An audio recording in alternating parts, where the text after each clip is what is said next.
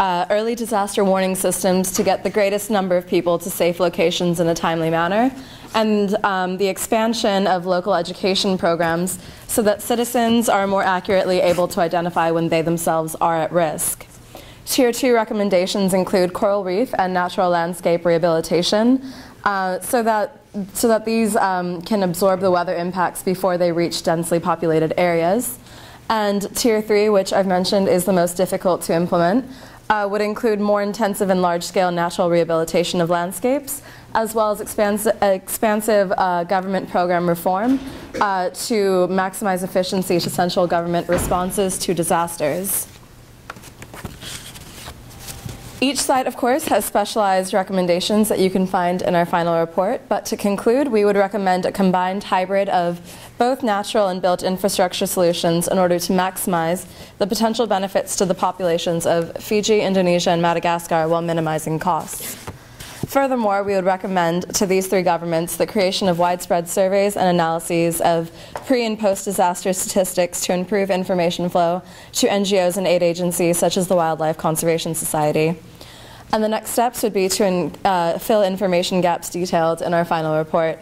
Thank you for listening, and last but not least, special thank you to Professor Carter Ingram for your valuable help throughout the semester. You've been such a guiding force for all of us, and to the Wildlife Conservation Society as well for allowing us to explore this extremely relevant and interesting opportunity. Thank you so much.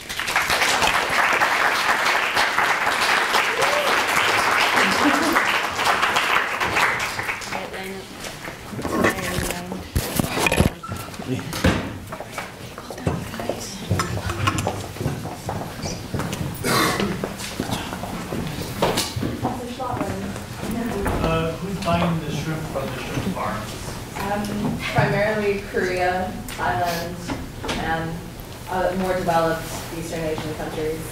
Is that kind of like a mechanism or a pipeline that maybe one leverage point to get issues?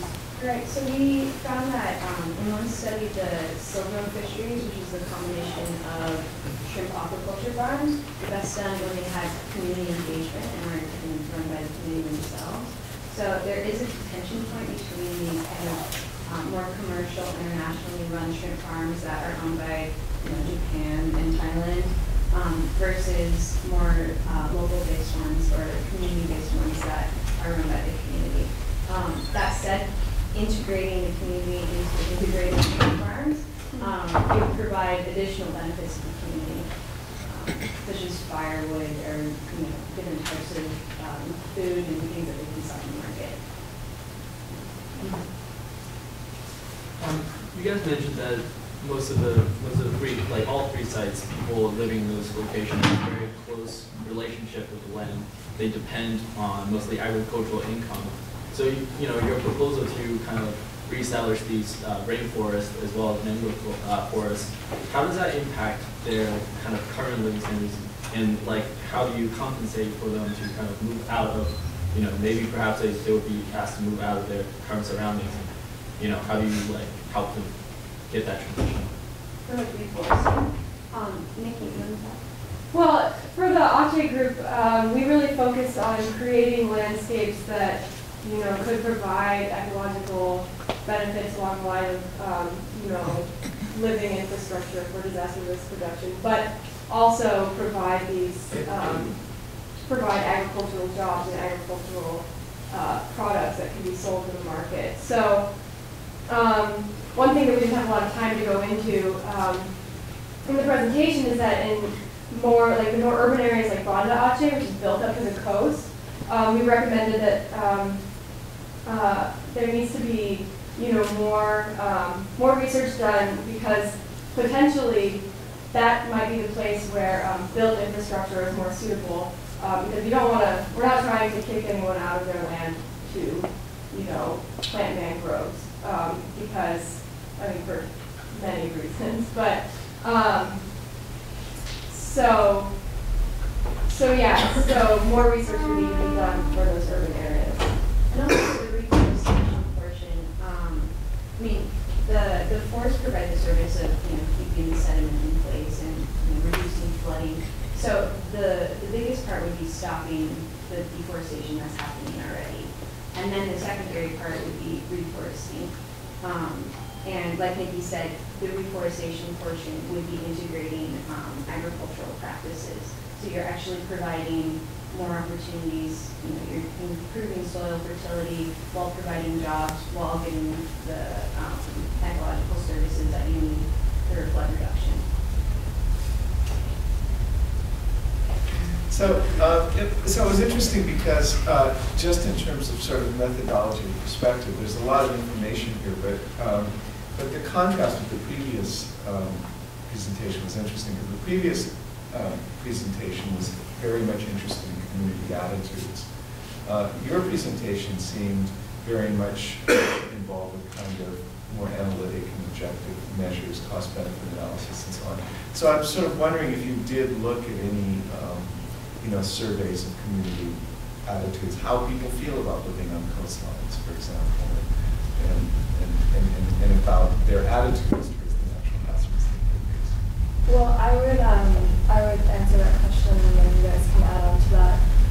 I would start by saying that people live on the coastlines, like I mentioned in the conclusion. They're living in not necessarily the most safe of dwellings, because it's not necessarily a choice. That's where real estate is the cheapest, and that's where they have to live to subside. But basically,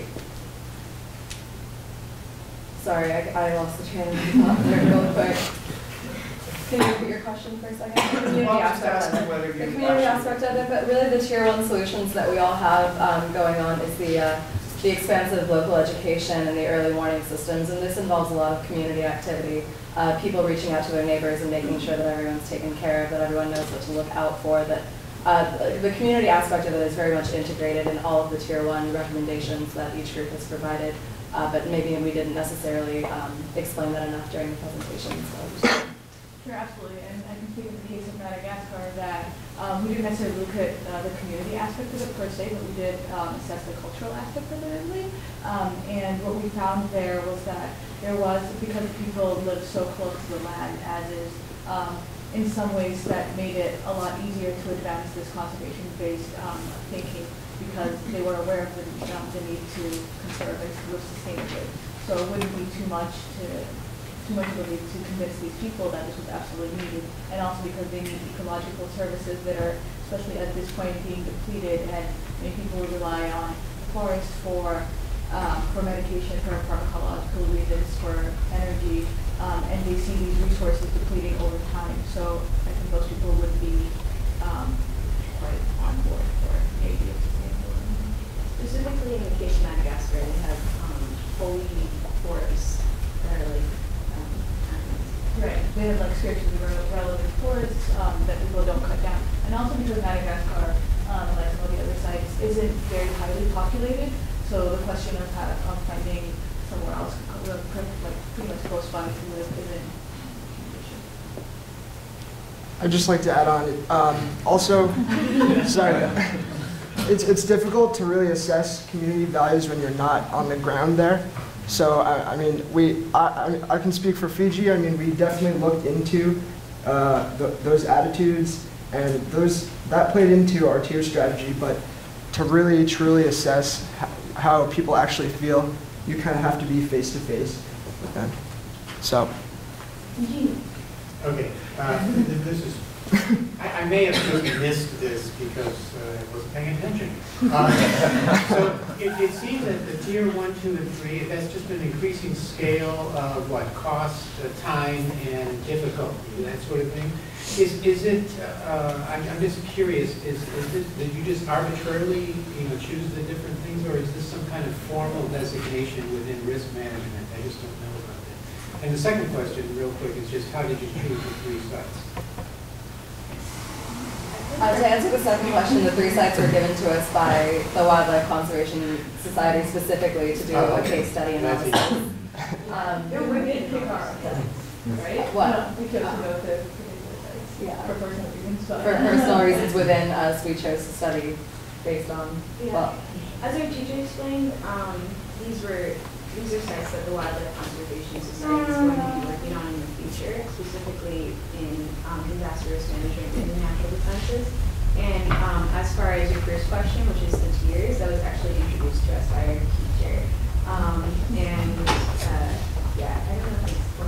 Yeah, it's not necessarily a formal protocol within disaster risk reduction, but it was something that I think we kind of came up with collectively, that we need to kind of identify sort of a ranking system of approaches that could be used, acknowledging that there's a spectrum of difficulty with respect to implementing these different strategies, and three kind of worked across the different sites.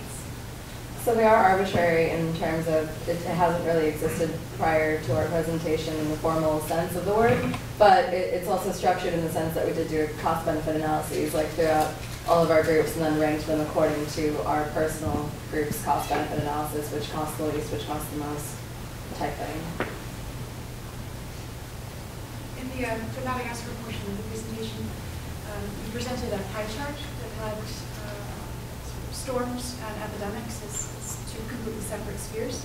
I'm just wondering, in your research, did you come across evidence that they're actually much more entangled? You did briefly mention, well, contamination, but could you just expand if you have any information?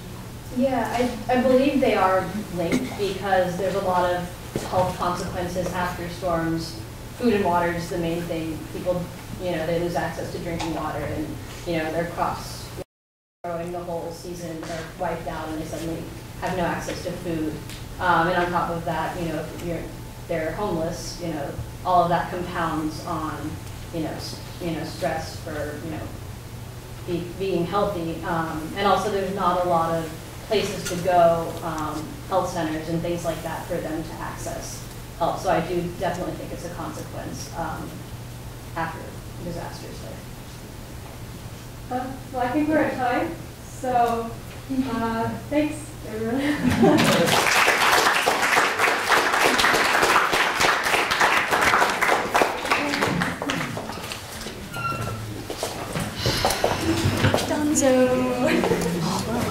Time to graduate. I think that belongs to you.